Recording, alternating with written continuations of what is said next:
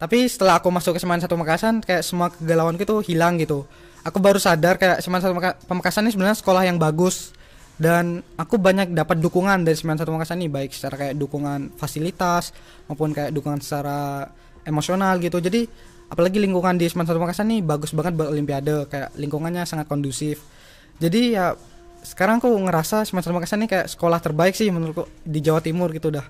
Kayak the best lah pokoknya. Selain dari guru-gurunya yang hebat, juga punya dukungan di fasilitas yang lengkap. Jadi ya lengkap banget deh pokoknya. Oke, Assalamualaikum warahmatullahi wabarakatuh. Welcome back to Semansa Pamekasan Channel. Hari ini dengan saya hostnya Sinta Dwi Handayani. Saya selaku host di sini, siswa SMA Negeri 1 Pamekasan dengan satu bintang tamu yang sangat spesial. Dia tuh orangnya berprestasi, terus dan prestasi yang menggemparkan nih yang baru-baru ini ya, dia mendapatkan medali emas di bidang geografi nasional. Orangnya tuh tinggi, kurus, manis juga. Kalian pasti tahu nih siapa. Ya bener, Mas Galma. Mas Galma silahkan memperkenalkan diri.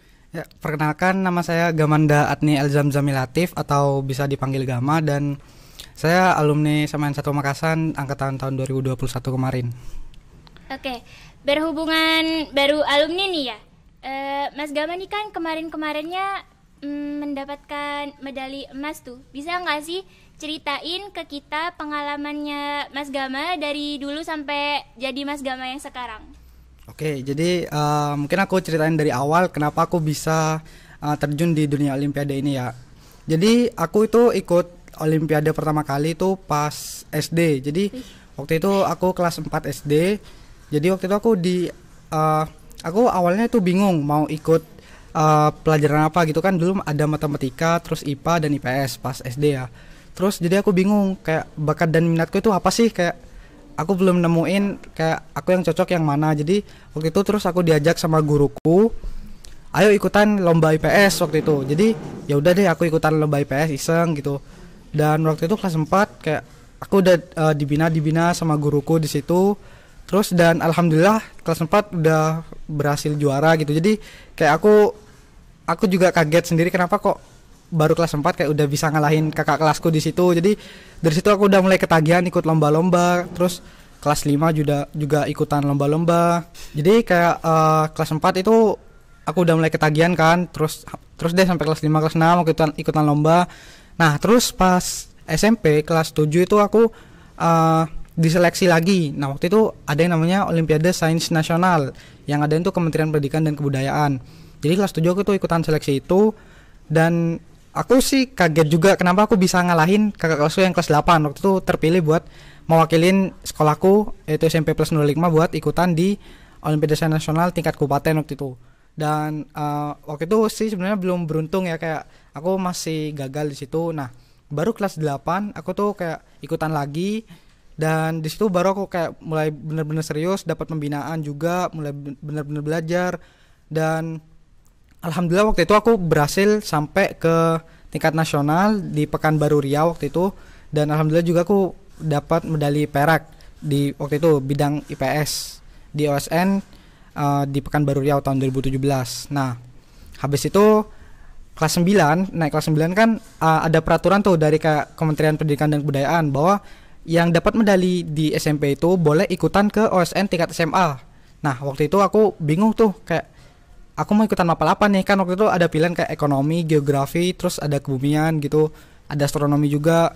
Dan sebenarnya kayak aku tuh hampir kayak milih ke astronomi gitu, kayak aku sebenarnya udah mulai beli buku astronomi gitu. Tapi waktu itu akhirnya aku milih geografi karena ya mungkin lebih tertarik di geografi, kayak lebih unik gitu, kayak belajar geografi tuh kayak belajar bumi, terus belajar manusianya juga. Dan waktu itu aku ikutan, dan lucunya di situ aku kan masih kelas 9 kayak udah mulai ikutan OSN SMA kan. Nah, aku itu cuman ada di peringkat 4 gitu. Dan peringkat 3-nya itu dari siswa Semen Satu Pamekasan dulu, kayak kakak kelasku. Dan yang lebih sakitnya lagi, nilainya dia sama nilaiku itu cuman beda 1 poin gitu kan. Kayak nyesek banget gitu. Tapi gak apa-apa gitu kan, aku masih SMP kelas 9. mungkin belum bisa berhasil di situ. Nah, baru kelas 10 aku kan waktu itu udah masuk ke SMN 1 Pamekasan ya. Jadi mulai belajar lagi, dapat pembinaan dari SMN 1 Pamekasan, tapi waktu itu cuman sampai di tingkat provinsi. Aku peringkat 13. Yang diambil waktu itu cuma 7 orang. Jadi masih belum berhasil. Nah, baru pas kelas 11 kayak aku ikutan lagi dan lolos kabupaten, provinsi, dan alhamdulillah di nasional kemarin aku dapat medali emas di bidang geografi di kompetisi sains nasional, kan berubah nama dari OSN jadi KSN, dan juga dapat penghargaan khusus yaitu tes tertulis terbaik di bidang geografi tahun 2020 kemarin. Gitu sih. Tangan dong semuanya. Oke, berhubungan sama masuk di SMA Negeri 1 Pamekasan ya Mas. Dulu pas waktu penerimaan siswa baru, kalau boleh tahu Mas Gama nih masuk lewat jalur apa? Ya, jadi waktu itu aku masuk ke SMN 1 Pamekasan tuh lewat jalur prestasi ya. Jadi kalau di PPDB kemarin kayak di PPDB tahap 1. Jadi waktu itu aku ikut jalur prestasi. Ya, jalur prestasi dan mungkin peringkat tujuan gitu sih. Karena waktu itu kan udah awal-awal mulai zonasi tuh. Jadi kayak prestasiku dikurangin sama jarak sekolah ke rumah gitu kan. Lumayan jauh dari sini, kira-kira 8 km. Jadi ya mungkin dikurangin jarak dari zonasi itu sih. Oke. Sehubungan sama itu, dulu pas waktu Mas Gama masuk SMA Negeri 1 Pamekasan, ada nggak sih hal yang bikin Mas Gama itu kayak galau gitu buat masuk SMA Negeri 1 Pamekasan? Berhubungan dari orang tua atau dari pengaruh sekolah lain gitu yang lebih menarik lah menurut Mas Gama? Ya, jadi aku cerita lagi deh. Iya. Ini ada cerita menarik. Jadi kayak sebenarnya aku masuk SMA 1 Makassar tuh kayak ada kegalauan sendiri sih. Jadi dulu kan aku dapat medali tuh di SMP. Nah, dari situ aku dapat tawaran-tawaran dari sekolah-sekolah di luar kayak dari Semarang, Jogja, Aceh. Pokoknya sekolah-sekolah favorit, dan yang bikin aku galau juga tuh yang terakhir tuh adalah tawaran dari sama Taruna Nusantara di Magelang. Nah, jadi waktu itu ceritanya kan aku bingung tuh. Waktu itu kan pertama kali di tahunku itu pertama kali penerapan zonasi gitu kan. Iya. Jadi aku bingung kalau aku masuk SMA 1 Makassar apa aku diterima gitu. Soalnya zonaku di rumahku itu masuk ke kayak disamain satu Pegantenan gitu. Pokoknya kan rumahku dari sini jauh 8 km. Jadi waktu itu aku galau. Apa kalau aku masuk di SMA 1 Makassar apa diterima apa enggak? Jadi waktu itu aku sama orang tuaku datang ke sini ngadep ke kepala sekolahnya langsung. Kira-kira apa aku bisa diterima? Terus dan katanya alhamdulillah aku bisa diterima di sini lewat jalur prestasi itu. Ya udah, jadi kayak aku akhirnya milih masuk SMA 1 Makassar. Tapi sebenarnya selain itu kegalauannya juga karena mungkin karena SMA Taruna Nusantara itu kan kayak punya nama besar gitu kan, kayak sekolah favorit. Terus di Olimpiade tuh kebanyakan siswa-siswanya tuh berhasil gitu kan. Jadi kayak aku kayaknya asik gitu masuk sana. Mungkin aku punya peluang lebih besar buat berhasil di Olimpiade. Selain itu dulu cita-citaku juga sempat pengen kayak jadi taruna gitu, tapi sekarang udah gak jadi. Jadi akhirnya aku milih di SMA 1 Makassar sebagai sekolah tujuanku gitu. Oke, berhubungan sama prestasi yang Mas dapetin ya, bisa nggak Mas Gama itu ceritain sama pemirsa sekalian prestasi apa sih yang paling mengesankan buat Mas Gama?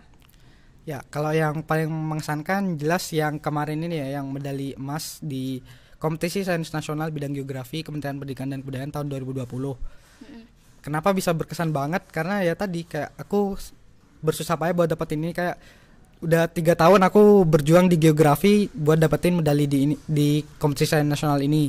Waktu itu kan kelas 9 gagal gara-gara beda 1 poin, terus kelas 10 gagal gara-gara emang belum siap sendiri, terus baru berhasil di kelas 11 atau di tahun ketiga. Jadi jelas ini yang paling berkesan. Terus juga mungkin paling banyak pengorbanan di yang prestasi yang ini sih, kayak dibanding yang lain mungkin sebenarnya juga berat buat dapetin itu, tapi buat aku sendiri ini yang paling berkesan dan paling susah buat didapetin gitu sih.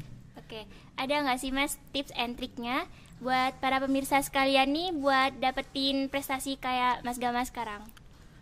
Mungkin tips and triknya jelas. Yang pertama tentuin niat dan tujuan kalian. Kalau kalian udah punya niat dan cita-cita tujuan yang jelas, kalian pasti bakal berusaha buat dapetin tujuan itu atau cita-cita itu. Jadi kayak kalian harus punya cita-cita yang jelas, kayak misalkan kalian mau jadi apa, kalian harus kayak gimana, kalian kedepannya mau apa. Jadi harus jelas di awal. Nah, buat dapatin cita-cita itu kalian harus tentunya harus berusaha kan. Nah dari berusaha itu kalian harus belajar dengan disiplin. Kayak kalian itu kalau udah belajar dengan disiplin kayak setiap hari udah belajar, mungkin kalau satu hari aja kalian nggak belajar, kalian tuh bakal kayak ngerasa ada yang kekurang. Kayak hari ini aku belum belajar deh. Kayak, pasti kayak ada yang ngerasa yang kurang gitu. Jadi belajar terus disiplin, terus emang harus banyak-banyak baca gitu. Dan terus ya buat punya pengalaman lebih kalian harus mulai iseng-iseng ikutan lomba biar bisa nambah jam terbang gitu, kayak biar dengan punya pengalaman kalian pasti bakal siap buat ngadepin lomba-lomba yang lain. Jadi kalau aku sendiri sih mungkin sehari kalau persiapan kayak lomba KSN kemarin tuh belajar sehari minimal 8 jam gitu. Jadi tapi kayak apa ya, kayak sebenarnya kuantitas tuh gak penting, yang penting kualitasnya. Jadi kalian harus benar-benar paham sama materinya, harus belajar dengan serius ya. Terus aku juga punya quotes mungkin dari guruku juga, dari tutorku. Jadi kalau kalian mau dapetin sesuatu, kalian tuh harus ngorbanin sesuatu gitu kan. Jadi kalau kayak aku mau berhasil di sini ya aku harus ngorbanin sesuatu yang lain. Contohnya kayak aku kehilangan waktu bermain sama teman, kehilangan waktu santaiku. Jadi kayak tapi dengan aku kehilangan itu semua, aku bakal dapat benefit yang lebih menguntungkan buat aku, kayak jalanku ke depannya lebih mudah gitu. Jadi ya mungkin selain niat dan tujuan harus punya usaha yang lebih biar bisa dapetin tujuan itu gitu sih. Oke. Belajar selama 16 jam nih ya. BTW nggak bosen kah kalau Mas Gama itu belajar selama 16 jam gitu? Sehubungan sama sehari itu ada 24 jam dan Mas Gama ngabisin waktu 16 jam buat belajar. Apa sih hal yang bikin Mas Gama itu ngilangin rasa bosennya Mas Gama sama pembelajarannya itu? Oh ya, jadi tadi aku juga sebut kayak belajar minimal 8 jam, terus pernah aku juga belajar 16 jam kan. Nah, gimana cara aku ngilangin bosan selama belajar gitu. Nah, mungkin kayak aku sendiri kan punya hobi main musik gitu kan. Jadi ya mungkin kalau aku bosan di rumah tuh aku main musik. Kebetulan di rumah tuh ada studio musik sendiri. Jadi kayak aku tuh kalau udah bosan ya udah main musik di studio itu. Nah, jadi kayak buat banyak cara sih sebenarnya buat ngilangin bosan itu, tergantung pribadi masing-masing, kayak hobi kalian apa mungkin. Dan juga aku mungkin sering main game juga, tapi ya balik lagi ke awal, tujuan kalian apa. Kalau kalian terus lupa waktu main game, main musik dan sebagainya, ya kan kalian bakal lupa belajar. Jadi harus balik lagi ke awal sih, tujuan kalian tuh apa gitu. Mas Gaba, dari semua prestasi yang sudah Mas raih sekarang ini, kan itu semua tidak luput dari pembinaan. Ada nggak sih pembina dari Semansa yang paling setia membina Mas Gama sehingga mendapatkan medali sebanyak ini? Yang jelas pasti ada ya. Mungkin karena pembina di geografi ini ada 2 orang, jadi yang mungkin yang berdesa buat aku tentunya Pak Agus Subianto dan Pak Toto, karena sudah setia nemenin aku juga, ngebina aku, kayak ngasih materi-materi yang banyak, terus ngasih dukungan, support, motivasi juga. Jadi ya aku jelas sangat berterima kasih kepada Pak Agus dan Pak Toto sudah memberikan ilmu dan memberikan dukungan sampai akhirnya saya ada di posisi seperti sekarang ini. Dan selain itu saya juga berterima kasih kepada Kepala Sekolah SMA 1 Makassar Bapak Muhammad Arifin, karena sudah memberikan banyak dukungan, kayak memberikan mendatangkan pembinaan, terus juga memberikan buku-buku yang bagus. Terus juga terima kasih kepada semua guru SMA 1 Makassar, karena tanpa guru-guru di SMA 1 Makassar mungkin aku juga gak bisa ada di posisi ini, karena semua itu tidak luput dari kayak banyak orang yang dukung aku, kayak dari kepala sekolah, guru, dan juga pembina tentunya. Jadi saya sangat berterima kasih kepada SMA 1 Makassar. Menurut Mas Gama nih, cara memanage waktu antara belajar, hobi, dan istirahat itu gimana sih yang baik buat remaja-remaja sekarang ini yang sekarang kan udah ada HP gitu, udah ada hal yang bikin mereka tuh terlena gitu. Gimana sih cara memanage itu semua? Ya oke, cara manajemen waktu. Nah jujur sebenarnya aku sendiri juga sebenarnya dulu kesulitan buat manajemen waktu. Kayak dulu aku juga sering kebanyakan bermain gitu kan, lupa belajar. Nah tapi ya tadi itu balik lagi ke apa sih, ke kemauan kalian gitu, cita-cita kalian tuh apa gitu.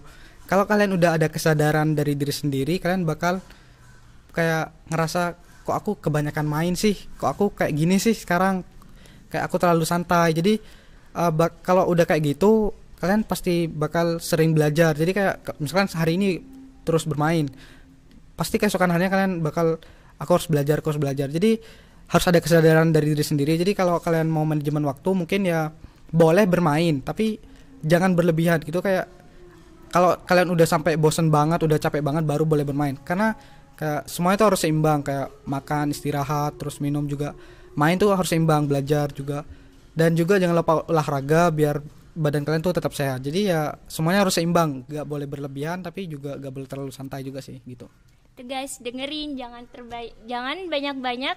Kalian tuh ngeluangin waktu buat hal-hal yang gak berguna, kayak rebahan lah, kayak main HP terlalu lama lah. Setidaknya kalian olahraga dan belajar, jangan lupa. Oke, Mas Gama nih, kalau boleh tahu, pernah gak sih Mas Gama itu ngerasa galau waktu mau masuk SMA Negeri 1 Pamekasan? Ya kalau ngerasa galau dulu ya jelas galau sih. Karena gini, jadi kan tadi aku udah cerita kayak banyak sekolah-sekolah favorit yang nawarin aku buat masuk ke sekolahnya kan. Dan waktu itu aku ragu apa SMA 1 Pamekasan bisa nerima aku di sini. Tapi setelah aku masuk ke SMA 1 Pamekasan, kayak semua kegalauanku itu hilang gitu. Aku baru sadar kayak SMA 1 Pamekasan ini sebenarnya sekolah yang bagus. Dan aku banyak dapat dukungan dari SMA 1 Pamekasan ini, baik secara kayak dukungan fasilitas maupun kayak dukungan secara emosional gitu. Jadi apalagi lingkungan di SMA 1 Pamekasan ini bagus banget buat Olimpiade, kayak lingkungannya sangat kondusif. Jadi ya sekarang aku ngerasa SMA 1 Pamekasan ini kayak sekolah terbaik sih menurutku di Jawa Timur gitu dah. Kayak the best lah pokoknya. Selain dari guru-gurunya yang hebat juga punya dukungan di fasilitas yang lengkap. Jadi ya lengkap banget deh pokoknya. Dari pernyataannya Mas yang barusan ya, kan ada tuh beberapa orang tua di luar sana yang juga galau buat masukin anaknya tuh masuk SMA mana gitu. Karena berhubungan dengan rumornya nih, ya kan? SMA Negeri 1 Pamekasan tuh ketat banget katanya. Banyak tugas lah, kayak tata tertibnya yang terlalu ketat lah. Kan banyak tuh orang-orang tua yang takut anaknya tuh dilema dan merasa terbebani saat masuk SMA Negeri 1 Pamekasan. Oke, jadi ya mungkin stereotip yang begitu di masyarakat tuh gak sepenuhnya benar ya. Karena mungkin kalau dibilang banyak tugas atau peraturan yang terlalu ketat, kan itu tujuannya baik gitu, kayak demi siswa-siswa di SMA Pamekasan tuh kayak bisa dapatin cita-citanya. Nah, berhubung dengan tugas, kan tugas itu adalah kewajiban siswanya. Jadi ya emang kalian sebagai siswa ya harus ngerjain tugas itu. Terus kayak mungkin peraturan ketat ya mungkin biar siswa-siswanya disiplin semua di sini, biar patuh akan peraturan. Tapi sebenarnya kayak gak semenakutkan yang orang-orang di luar sana bilang gitu. Sebenarnya kayak SMA 1 Pamekasan ini enak banget gitu. Guru-gurunya kayak ngedukung banget. Terus kalau buat aku sendiri kayak aku banyak dapat dispensasi. Jadi kayak selama persiapan lomba aku tuh dapat dispensasi gak ikut pelajaran, dispensasi tugas. Jadi ya SMA 1 Pamekasan ini ngedukung banget kayak agar siswanya berprestasi di bidang akademik maupun non akademik. Jadi kayak stereotip di luar sana tuh kayak gak bener sih, kayak harus dipatahkan gitu sih. Oke, sehubungan dengan itu ada nggak sih support dari orang tua buat Mas Gama itu ngeraih semua impiannya Mas Gama, mulai dari lomba, terus universitas seperti sekarang ini, sama ya prestasi-prestasinya Mas Gama yang sebelumnya lah. Ya jelas orang tua tuh adalah orang yang paling berjasa besar buat aku, karena yang paling ngedukung aku itu adalah kedua orang tuaku. Dan aku pengen berterima kasih ke kedua orang tuaku karena mungkin tanpa kedua orang tua jelas aku gak bisa ada di posisi kayak sekarang ini. Jadi dari dulu mereka selalu ngedukung aku, kayak mereka gak maksa aku buat kayak begini. Mereka ngasih aku kebebasan buat milih jalanku sendiri. Jadi kayak kamu mau apa ya udah ikutin jalanmu, kamu mau apa. Tapi kamu harus serius di jalan yang kamu itu. Jadi aku harus nyelesain apa yang aku mulai. Dan aku udah milih di jalur Olimpiade ini ya aku harus berhasil di jalur ini. Jadi orang tuaku tuh selain ngasih dukungan secara emosional, mereka tuh juga ngasih dukungan kayak fasilitas semua itu dilengkapin buat aku, kayak buku-buku mereka selalu beliin buat aku. Dan kayak tadi hobiku kan main musik, jadi mereka buatin aku studio musik yang lengkap di rumah biar aku gak bosan juga selama belajar. Jadi ya orang tua aku adalah orang yang paling berjasa sih buat aku. Jadi dan sampai sekarang ini aku berhasil di lomba dan alhamdulillah kemarin juga keterima di universitas. Semuanya ini aku dedikasikan buat kedua orang tua aku sih gitu. Oke. Dulu nih ya, ada seorang kakak kelas kita, namanya tuh Andi Latif. Namanya kan ada tuh Latif-Latifnya tuh kayak Mas Gama kan.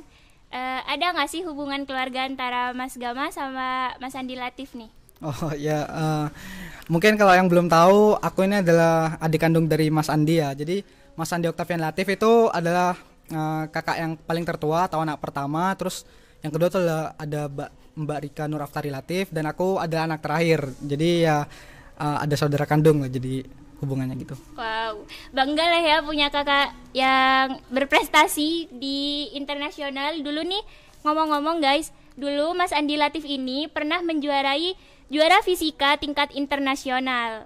Ya, gak heran lah ya kalau adiknya itu bisa mendapatkan ini semua. Pasti nih ada dorongan lah dari kakaknya juga, ya kan? Iya, jelas kayak selain dari dukungan dari orang tua juga dengan Mas Andi berprestasi kayak gitu, jadi motivasi buat aku sendiri, kayak aku pengen jadi kayak Mas Andi, kayak aku juga pengen berprestasi di tingkat internasional gitu. Dan sekarang aku lagi ngejalanin pelatihan nasional tahap 2 buat persiapan internasional geografi olimpiade. Jadi mungkin mohon doa dan dukungannya, semoga aku bisa nerusin jalan perjuangannya Mas Andi, bisa berprestasi di tingkat internasional. Boleh nggak sih Mas Gama ceritain pengalamannya di latihan tahap 2-nya itu?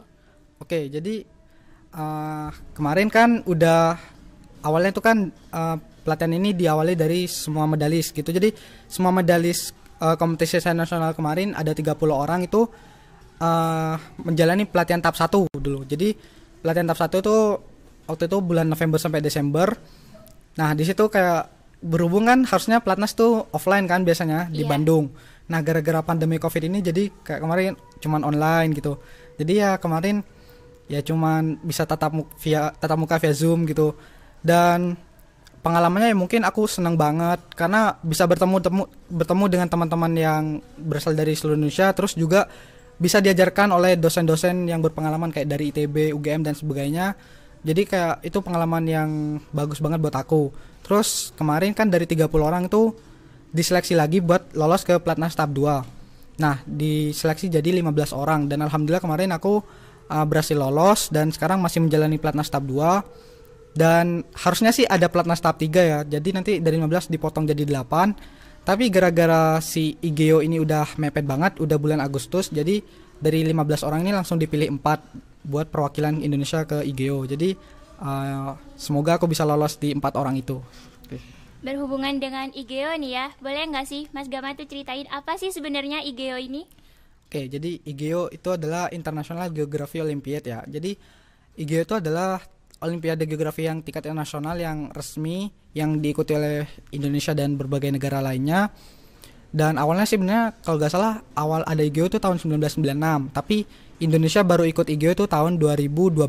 Waktu itu Indonesia langsung dapat medali perak. Jadi dan medali emas pertama buat Indonesia itu tahun 2015 kemarin. Dan kemarin tahun 2019 Indonesia tuh berhasil juara umum IGEO untuk pertama kalinya karena berhasil meraih 2 medali emas dan 2 medali perak. Jadi sebenarnya punya beban berat buat Indonesia tahun ini karena agar bisa meneruskan kejuaraan umum itu. Jadi supaya Indonesia bisa jadi juara umum lagi. Sebenarnya sih IGEO tahun ini kan gara-gara pandemi Covid, jadi IGEO tahun ini online. Jadi sekarang cuman bisa di Bandung. Jadi nanti kalau 4 orang itu lolos, mereka semua berangkat ke Bandung, nanti lombanya online ke Turki gitu. Jadi gak seru sih sebenarnya, tapi ya gak apa-apa. Yang penting bisa ikutan dan bisa berprestasi di tingkat internasional, itu udah tujuan aku banget sih. Oh iya, ngomong-ngomong soal prestasi, ada gak sih hambatan dari seorang Mas Gama nih untuk meraih ini semua?